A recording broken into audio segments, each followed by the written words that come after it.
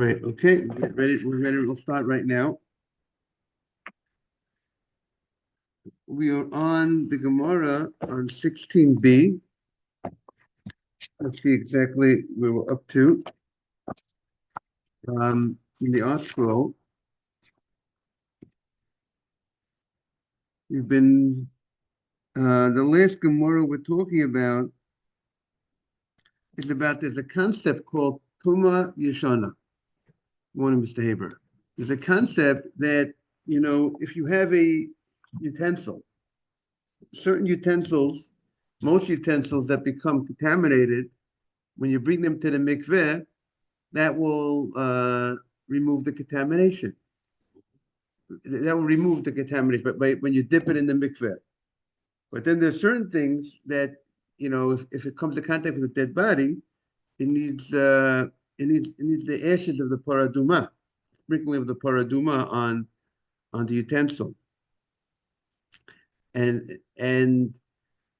that's a 7-day process. When something becomes contaminated as a result of a dead corpse, it's a 7-day process. It's not a 1-day process.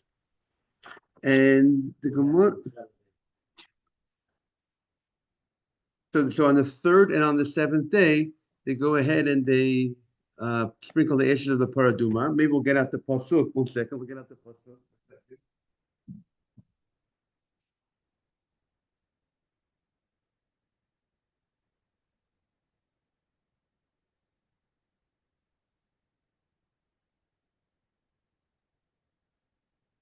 The pasuk is in Pashat Chukat. In Chukat, which is the chuk of the Torah, it says the following. It says that if something became tamei, if something was in the tent of a dead body, so the Torah says you go ahead and says a person dies in the tent. Anyone that comes into the tent, and anything that's in the tent will become tamei for 7 days. And the pasuk says, you go ahead and you sprinkle the ashes of the paraduma on the 3rd day, sprinkle the ashes on the 7th day, and that's part of the process of making this utensil pure. So it needs the sprinkling of the paraduma. Now, the Gemara said that if you have a metal utensil, and the metal utensil became contaminated, let's say not by a dead body, which is a 7-day process, or let's say it became contaminated by a dead carcass that was not slaughtered, an evela that also has an animal that's slaughtered properly. Now it's dead, but it will not make a person contaminated by coming in contact with a dead slaughtered animal.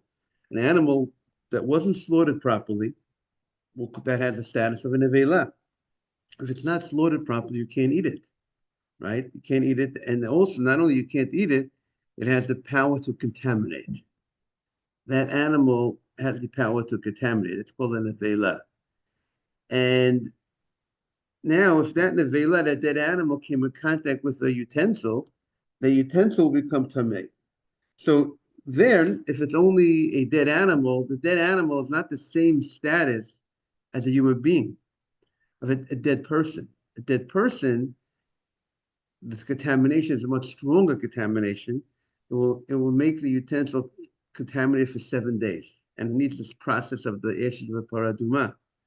In contrast to a dead animal that will come in contact with it, or a nida, if a lady who's a nida would come in contact with the utensil, it would be tamei that day, and then you bring it to the mikveh. Now, there's another way to purify a utensil. If you break it. If you break the utensil, that means the utensil is no longer, the pieces are considered no longer here, meaning the original contamination is now removed because that utensil is gone. It's broken. And if you go ahead and take the parts, and like today we're in the society of recycling, you recycle the parts of that utensil and you reform a new utensil from the broken pieces. That new utensil is not contaminated because that's not the old utensil. The old utensil has been broken and now there's a new utensil here. So that is the some of the laws. But the rabbis made a gzera, and they said that a metal utensil that's broken, once you break it, even though that would also purify the utensil, but if you re-put it back together, it gets back its old contamination, even though it was not in contact with something else subsequently to actually contaminate it. But rabbinically, the rabbis placed a rabbinic contamination on that utensil once you put it back together. Good morning, Ralph. And the Gemara spoke about glass. That glass is a type of item that does not receive contamination on a Torah level. The Chachamim, the rabbis, created the concept that glass could receive contamination. There are certain items, morning Ralph, that do not receive contamination. For instance, stone, something that's made out of stone, it does not receive contamination. Even though it was a stone utensil, it was in the tent of the dead body, it will not receive contamination. So, with glass, the rabbis, on a Torah level also, glassware would not receive contamination, but the rabbis placed the concept that glassware could receive contamination and would receive contamination rabbinically. And the Gemara spoke about why did glassware receive contamination. So one opinion the Gemara is because it's similar to earthenware, earthenware is made from sand and glass is made from sand. Therefore, the rabbis were concerned that the people would make a mistake. And if you would say glassware does not become contaminated, they would make a mistake and think earthenware will not become contaminated. And earthenware does become contaminated, has the ability to receive contamination. So therefore, they said we gotta place a contamination on a glassware if a thing that has the power to contaminate, like a person or a dead animal or certain things, if they come in contact while they're in this, that would contaminate it. Let's say if the person's contaminated, like we said, the person is, let's say if a person is a Zav, has an unusual discharge, there's certain things that contaminate a person. If he comes in contact with that glassware, he would contaminate it. There's another opinion in the Gemara because glassware has similarities to metal because glassware you could melt and reform. You can melt it and make something out of it. So therefore it's similar to metal. And therefore the rabbis gave it the level that it could receive contamination. That's what the Gemara was saying yesterday. But the Gemara was bothered by the question. The Gemara said if it's similar to, the Gemara said, if you look back on the Gemara, let's take a look on 16b, the art scroll of 16b1. We're going to welcome Asaf into the class. The Gemara said, "V'nitzricha el tuma yeshana." The Gemara says that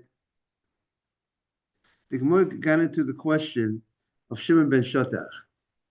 Shimon ben Shatach said that he made a gzeira, he made a decree, good morning Asaf, that metal, the language is that metal could receive contamination. has the ability to become contaminated. That was the language of the Gemara. Shim Meshatach made such an enactment.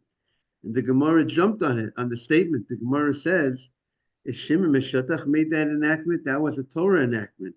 The Torah talks about gold, silver, copper receiving contamination, let's say from dead bodies, let's say by the war of Midian, when the Jews went to fight against Midian.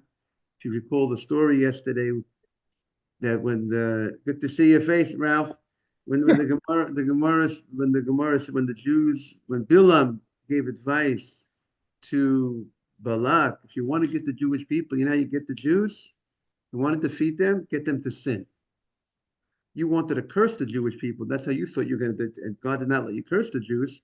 There's another way, so to speak, which is even more powerful than a curse. That said, it's by getting the Jews to sin. And he advised Balak to get the non-Jewish girls, get the girls from Midian to entice the Jewish people to be with them. And at the same time, they'll entice them. They'll say, if you want to be with me, you first got to worship the idol. So that's what they did, and the Goyim were very successful. Many Jewish people sinned. 24,000 Jews got killed as a result of God made a plague because of that story. And Hashem says to Moshe, we got to take revenge against the Midianim for what they did by sending their girls, and they went to war. And the Torah talks about the utensils that they brought back from the war that came in contact with dead bodies.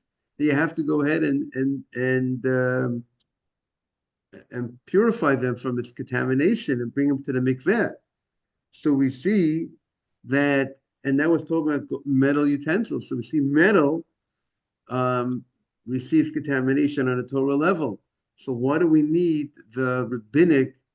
Why are we saying that Shim Meshatach created a rabbinic contamination? There's no need for rabbinic contamination when it's already has the ability to become contaminated on a Torah level. So the Gemara says we need it for Tumi Yeshana. Then what was his contribution? What did Shim Meshatach add? He added to something that was not in the Torah, and he created something which is a rabbinic law.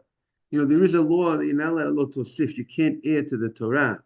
That means to say you can't create a new mitzvah to say that this is a 614th mitzvah in the Torah. A new mitzvah, a Torah mitzvah, a biblical mitzvah doesn't exist. But if you're saying I'm not creating a biblical mitzvah, I'm not adding to the Torah. The Torah it's the Torah. There's nothing to be changed or to add it to the Torah. But we're having a rabbinic mitzvah. That's fine. It's like Hanukkah's rabbinic mitzvah. And therefore, they added this Torah. Good morning. And what did they add? They added that metal, when metal became contaminated, if you broke that metal, we know that becomes, now it's no longer the same utensil, it becomes purified. And if you would remake the metal and recycle the metal, it would not be contaminated because you already removed the contamination. The only way it would become contaminated if it would receive again contamination. But the rabbinic law is that if you recycled it and you put it back together, automatically the old contamination comes back. That's what we said. The old contamination comes back. And the Gemara says, well, why is that? The Gemara wanted to know. The Gemara said, why is this that the rabbis, why did they make this new enactment that if a metal became contaminated, then subsequently was broken, which makes it uncontaminated, and then you put it back together, which now it should not be contaminated because you already had removed the contamination through the breaking. Now automatically the old contamination comes back. What's the reason for it?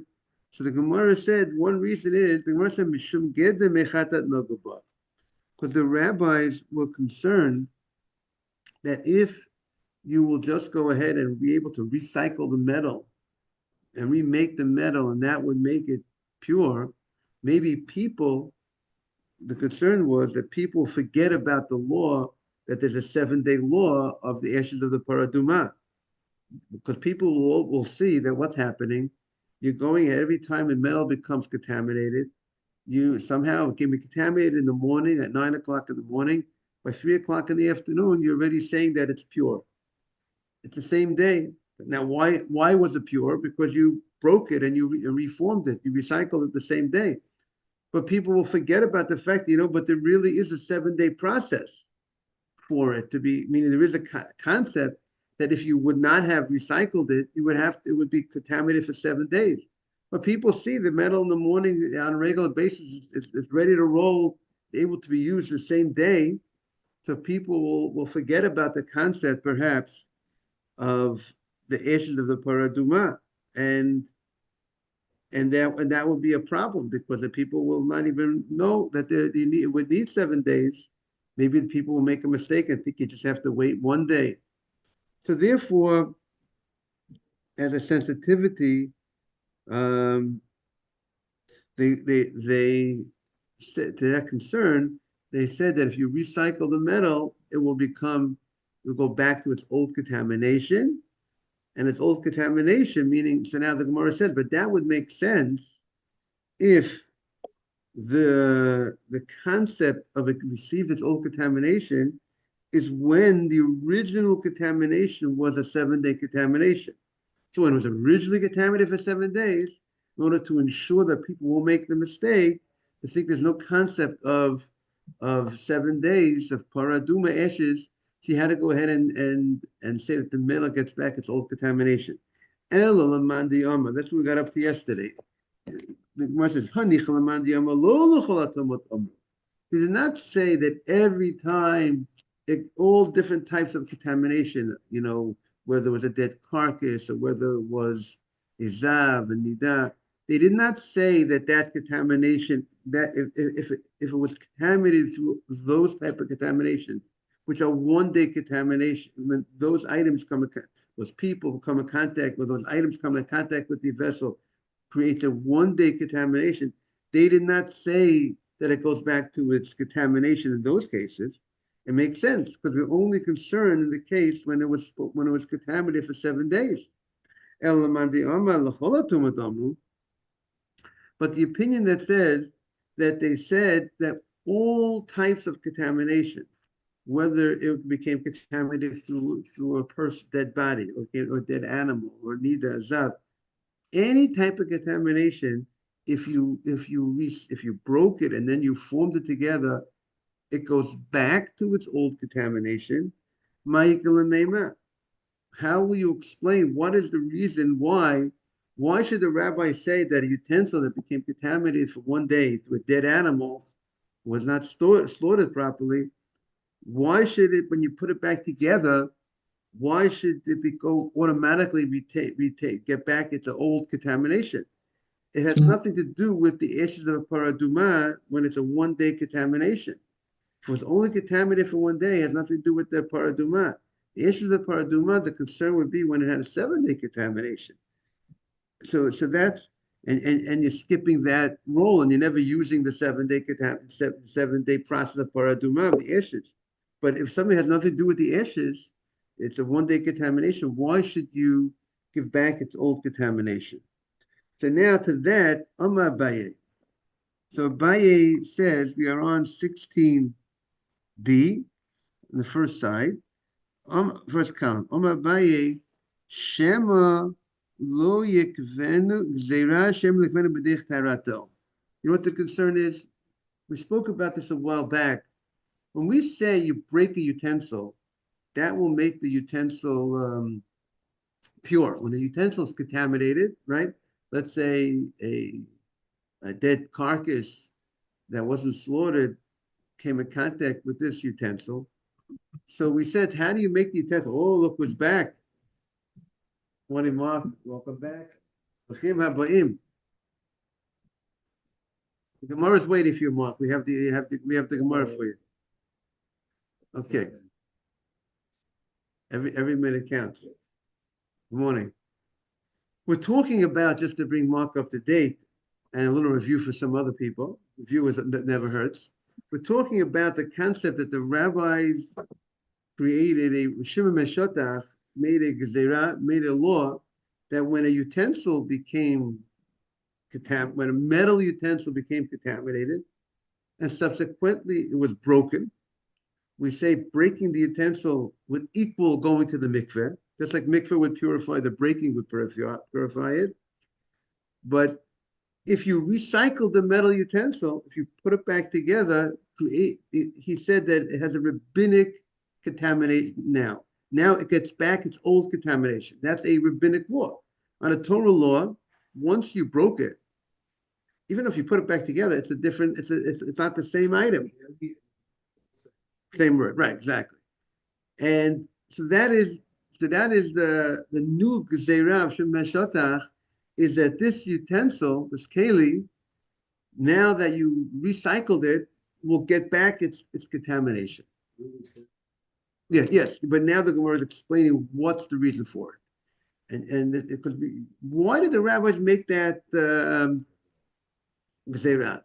So now we're at this point of the Gemara. The Gemara is saying that, and the Gemara is saying this is according to the opinion that says that they made this enactment under all types of contaminations, whether it was a 7-day, whether the item originally was contaminated through a dead body, which is a 7-day contamination, or whether it was contaminated through some, like a nidah touched it, or a dead carcass touched it, which is not, which is not a set. What's it? Yes, a 7-day contamination in Parshas Chukat, where the Torah talks about the paraduma. It talks about that if a person is in the tent, and when there's the person passes away, so all the people, all the utensils in the tent will be contaminated for 7 days. It talks about you have to use the ash of the paraduma.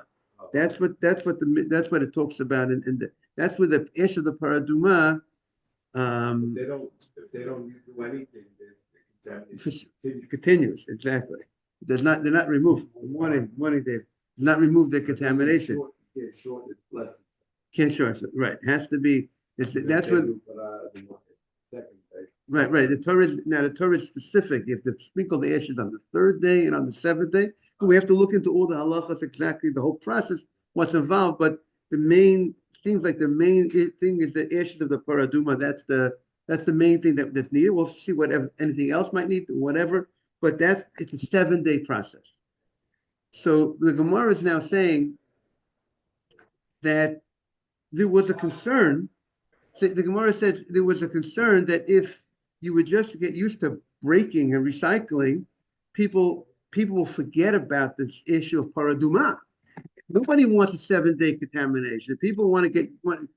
Not like today. People have so many utensils that we have another set of dishes instead of utensils. In the Shulchan Aruch, it talks about how do you do Hagalah for the utensils of Pesach, because they didn't have 2 sets of pots and 2 sets of silverware in the old days. Everyone, they use the same one. You have to figure out how to purge it and remove it. So they needed that utensil. What? Right. So certainly, again, if it's earth, certain things that you can't do Haggalah with. So what they had to deal with, whatever they have to figure out what to do. But the Gemara says if you were concerned, one opinion of the Gemara is that the reason why the rabbis enacted this, if you recycle it, it will go back to its old contamination, is because the rabbis were concerned that the concept of the issues of the paraduma will be forgotten. Because people it gets contaminated in the morning. Let's say came in contact with a dead body, it was in the tent where the person passed away, it was in the house in the morning. By the time the afternoon came, they already broke it, recycled, put it back together. And who knows, you'll forget about the issue of the paraduma. It'll come a problem that people will never think you have to do. Won't even know this is called the 7-day process. Because they always see the utensil that was not used in the morning, was contaminated in the morning. What? Right, but people would think dipping it will be people would think dipping a utensil that was contaminated with a dead body, they'll make a mistake to think dipping it after 1 day would be enough. But it's a 7-day process. But they never see 7 days because everybody's always breaking it and then fixing it. And you don't need to do anything once you break and fix it. So they were concerned that you might forget about the concept on a Torah level. So rabbinically, the rabbi said, you know what? If you break it and you fix it, you got to go. It goes back to its old contamination. But the Gemara says that would make sense. That's the reason. If it had a 7-day contamination, and we're concerned that people forget about that concept of a 7-day contamination. But Gemara wants to know, but according to the opinion that says that this enactment that the rabbi said that when you recycle it, the metal, it goes back to its contamination, it's not limited to a utensil that something that the metal that became contaminated through a dead body, even any contamination. It became contaminated through a sheret, a dead mouse, or a dead animal, which is a 1-day contamination.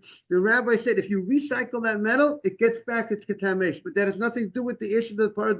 There's no need for paraduma there. There's no difference. So why did the rabbis go according to that opinion? They want to know why did they extend it all the way to all those types of situations? Why did they say it gets back its old contamination? Why should it get back its old contamination? You broke it, it's a new utensil.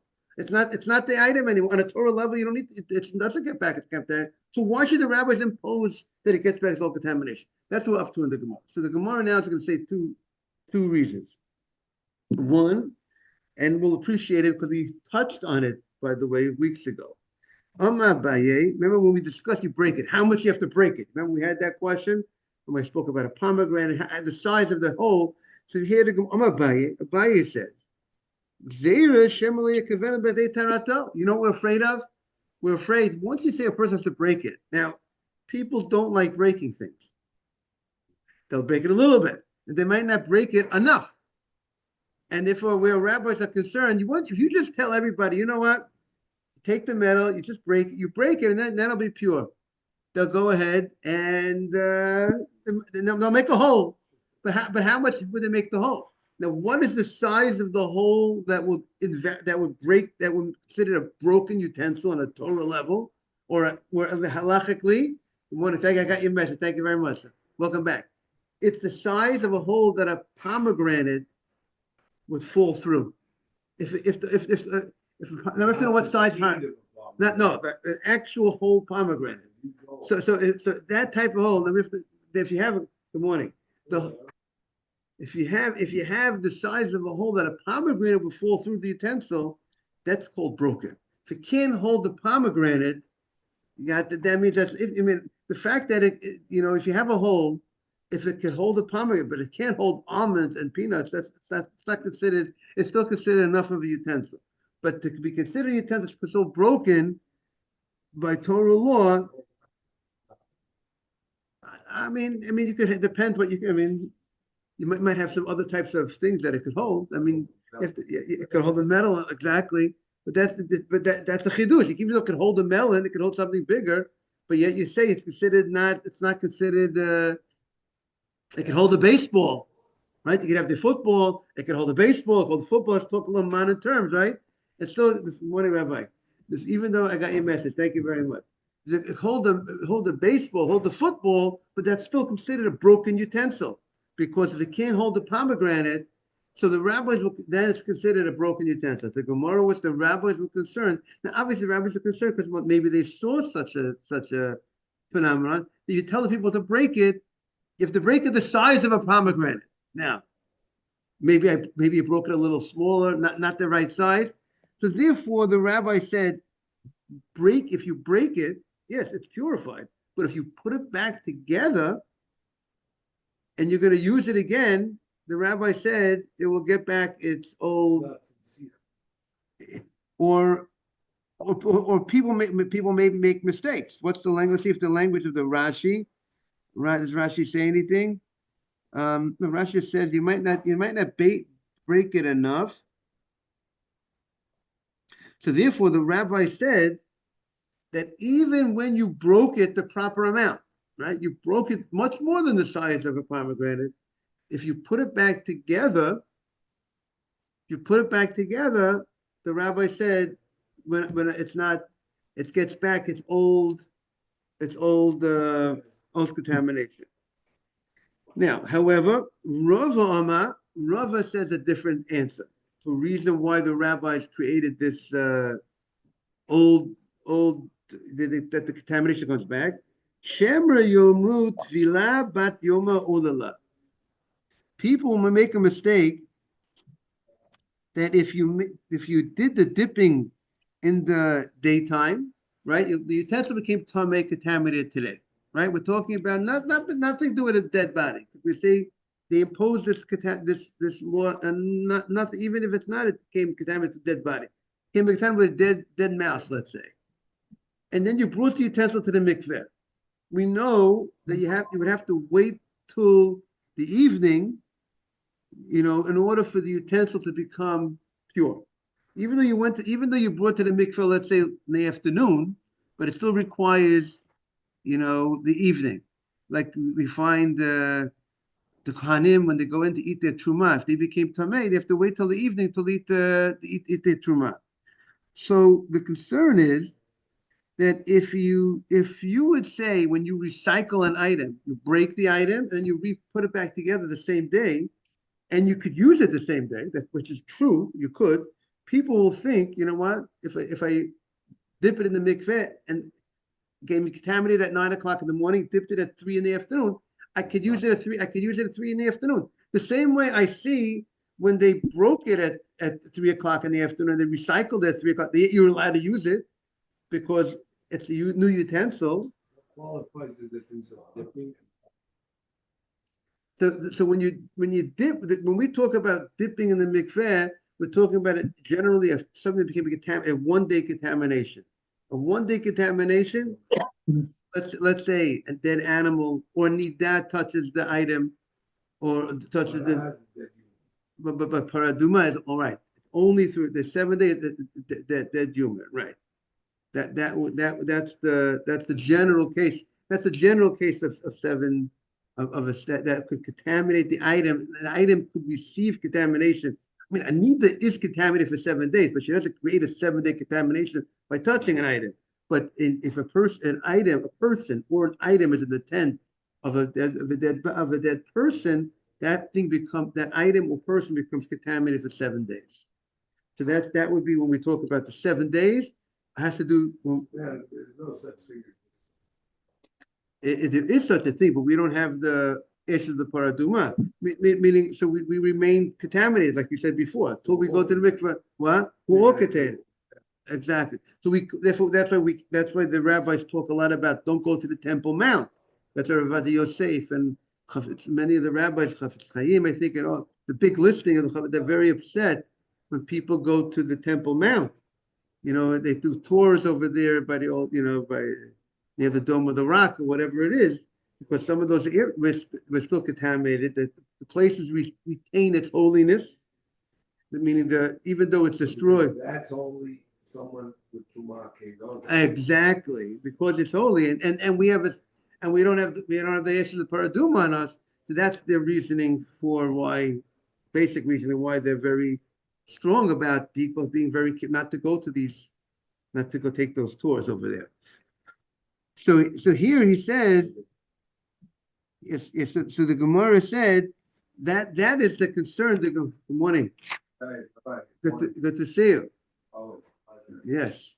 So that the Gemara says is the concern that people will make a mistake. You know what? People make mistakes. They see something and they judge, and remember, the Jewish community is not only there's people that are very educated and very learned. The Jewish community have people that are not as educated and learned, and then they see something and they'll make a mistake, right? What's the concern the Gemara is saying over here? If they see that you have a utensil, is it clear, Solomon? A utensil that became contaminated in the morning. Let's say it came in contact with a dead animal, and it wasn't slaughtered properly, and it came in contact with the utensil. That utensil now is contaminated, right? It receives contamination. What do? You bring it to the mikveh. But if you wait to the evening and you bring it to the mikveh, fine, no problem.